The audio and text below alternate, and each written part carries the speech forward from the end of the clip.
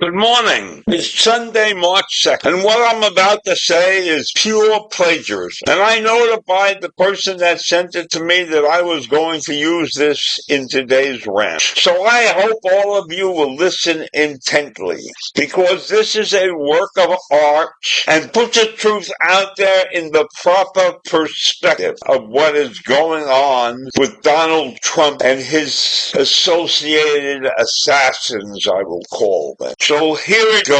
It was an ambush. Leave aside, if only for a moment, the utter boorishness with which Donald Trump and Vice President J.D. Vance treated Ukrainian President Vladimir Zelensky in the White House today.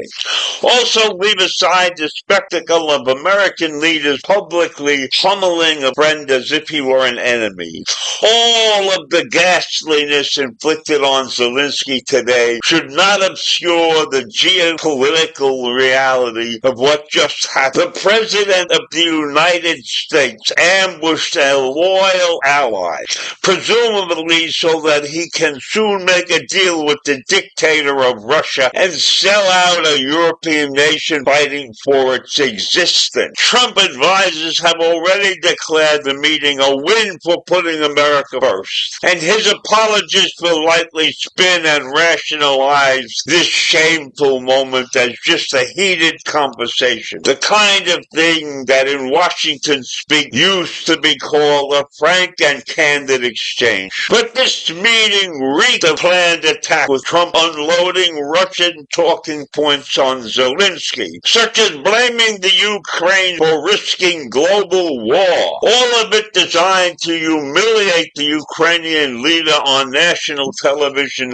and give Trump the pretext to do what he has already indicated repeatedly that he wants to do with President Vladimir Putin, and bring the war to an end on Russia's turf. Trump is now reportedly considering the immediate end of all military aid to Ukraine because of Zelensky's supposed transgression during the meeting. Also suggests that the meeting was a setup. Vance is usually an invisible backbender in this administration, with few duties other than some occasional trolling of Trump's critics. The actual business of furthering Trump's policies is apparently now Elon Musk's job. This time, however, he was brought in to troll not other Americans, but a foreign leader. Marco Rubio, in theory America's top diplomat, was also there, but he sat glumly and silently while Vance pontificated like an obnoxious graduate student.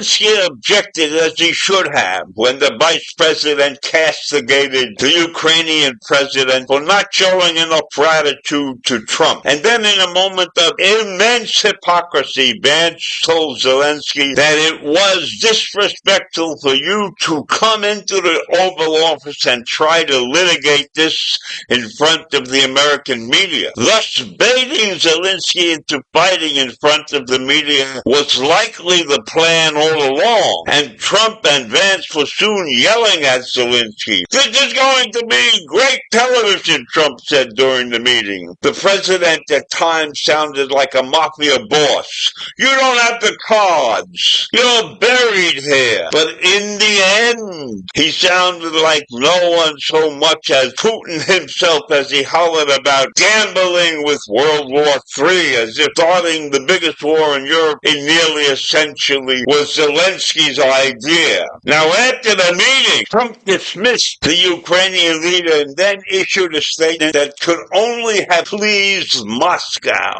I have determined that President Zelensky is not only for peace if America is involved, because he feels our involvement gives him a big advantage in negotiations. I don't want advantage. I want peace. He disrespected the United States of America in its sheriff's Oval Office. He can come back when he is ready for peace.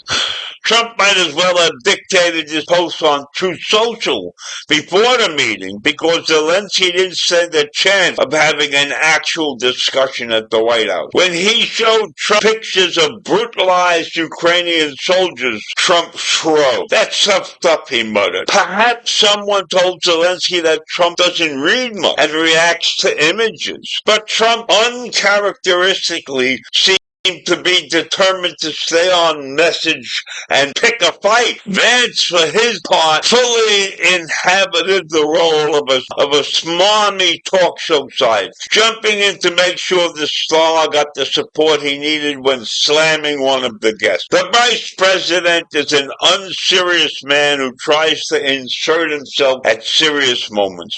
But this time the stakes were much higher than the usual dust-ups with the media or congressional Democrats. And he chuckled as Brian Glenn, a journalist from the right-wing channel Real America's Voice, who was reportedly dating Representative Marjorie Taylor Greene, asked Zelensky the tough and incisive question why he had not worn a suit in the Oval Office. Perhaps he'll ask Musk why he wore a hat and a t-shirt to a cabinet meeting, but I doubt it. The sheer rudeness showed to a foreign guest and friend of the United States was, to use a word, deplorable as a matter of manners and grace. But worse, Trump and Vance acted like a couple of online Kremlin sock puppets instead of American leaders. They pushed talking points that they either knew or should have known were wrong. Even if Zelensky were as fluent and capable in English as Winston Churchill, he would never have been able to rebut the flood of falsehood. No, the U.S. had not given Ukraine $350 billion. Yes, Zelensky has repeatedly expressed thanks to America and to Trump. No, Zelensky was not attacking the administration. The Ukrainian leader did his best to stand up to the bullying, but Trump and Vance were playing to the cameras and to the MAGA gallery at home. Today's meeting was America's shameful vote in the United Nations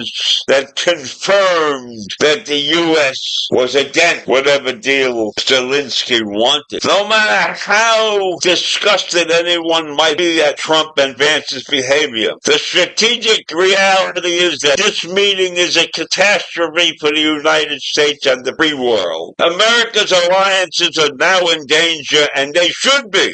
Trump is openly and gleefully betraying everything America has tried to defend since the defeat of the Axis 80 years ago. The entire international order of peace and security is now in danger as Russian autocrats, after slaughtering innocent people for 3 years, look forward to enjoying the spoils of their invasion instead of standing trial for their crimes. Shortly after Trump dismissed Zelensky from the White House, Putin's homunculus, former Russian President Dmitry Medvedev, posted on X, "The insolent pig finally got a proper slap down in the Oval Office."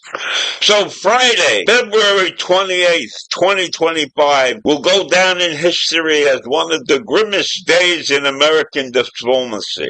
The beginning of a long-term disaster that every American, every U.S. ally, and anyone who cares about the future of democracy democracy will have to endure. With the White House's betrayal of Ukraine capping a month of authoritarian chaos in America, Putin, along with other dictators around the world, can finally look at Trump with confidence and think, one of us! And so that's the article. And I leave you with this. And think about it. America is failing the world now. Have a great day.